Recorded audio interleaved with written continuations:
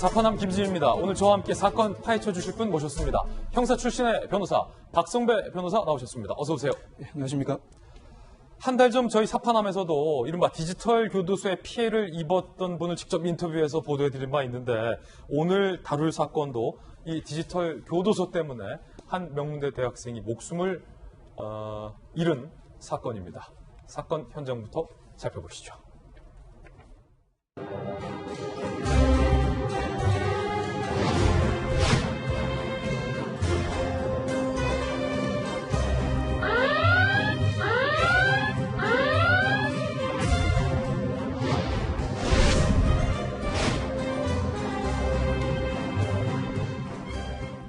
오늘 다룰 사건 세 가지 논란으로 살펴보겠습니다. 첫 번째 논란부터 바로 보시죠. 1. 명문대생의 죽음을 부른 디지털 교도소. 어떤 논란일까요? 더욱 구체적으로 들어가 보겠습니다.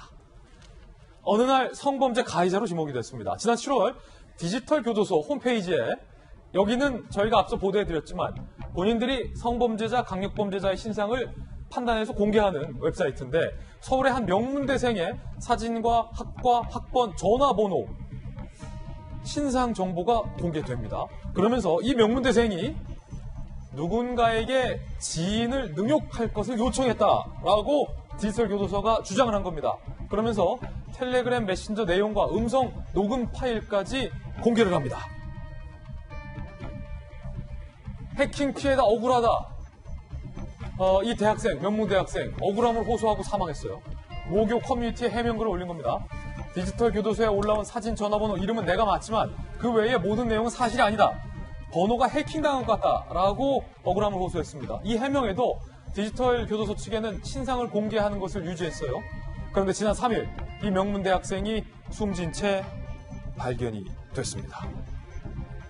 박성현 변호사님, 디지털 교도소 측의 주장은 이 명문대생이 지인 능욕을 했다라는 건데 이게 도대체 뭡니까? 지인 능욕이란 지인의 인적 사항과 사진을 올리면서 음란한 문구를 더하거나 아예 지인 얼굴에 음란 사진을 합성해 인터넷에 공유하는 행위를 말합니다. 디지털 교도소 측은 A씨가 지인 능욕을 요청했다며 텔레그램 캡처 화면을 게시했고요.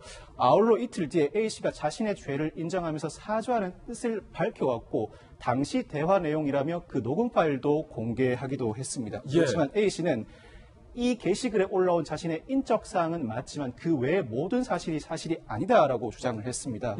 한때 잠시 내가 핸드폰을 빌려준 적이 있고 문자 메시지로 특정 사이트에 가입됐다는 연락과 URL을 누른 적은 있지만 아마도 지금 추정컨대는 내 휴대전화가 해킹된 것으로 보인다라고 주장을 했습니다. 그럼에도 불구하고 디지털 교도소 측은 신상 정보 공개를 계속 유지해왔고요. 결국 지난 3일 A씨가 자택에서 극단적 선택을 한 것으로 추정되는 변사 사건이 발생하고 말았죠. 그렇군요.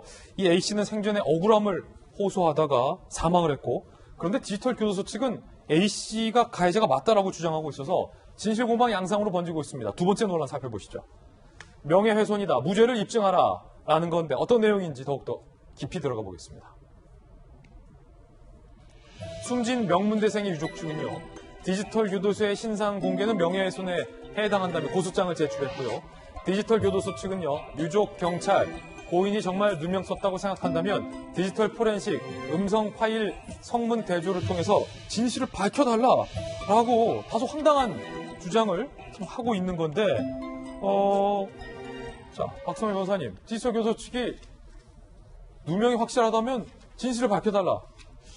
다소 황당한 주장이에요.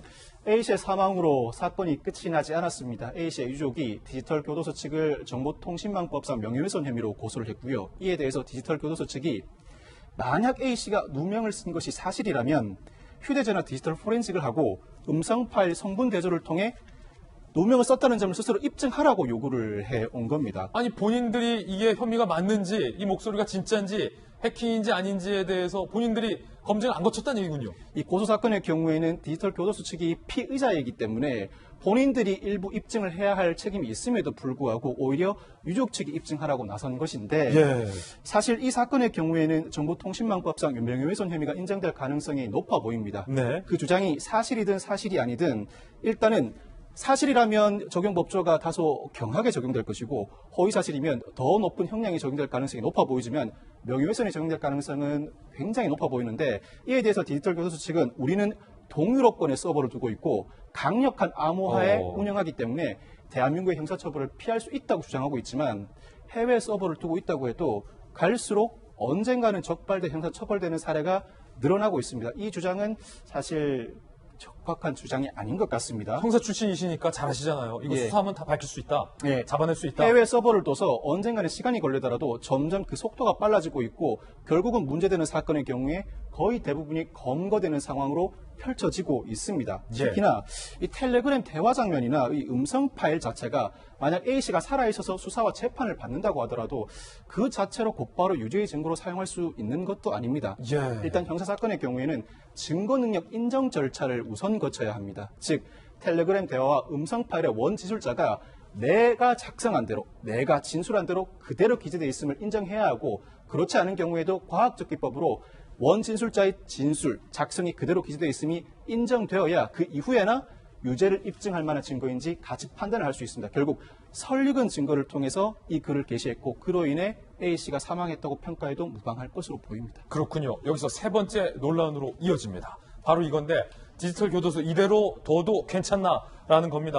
엉뚱한 사람에게 피해를 끼친 사실이 잇따라 확인되고 있어요. 저희 돌직구쇼가 가톨릭대 의대 최정호 교수를 직접 접촉했습니다. 이 디지털 교도소로부터 성범죄자로 지목을 당한 피해자입니다.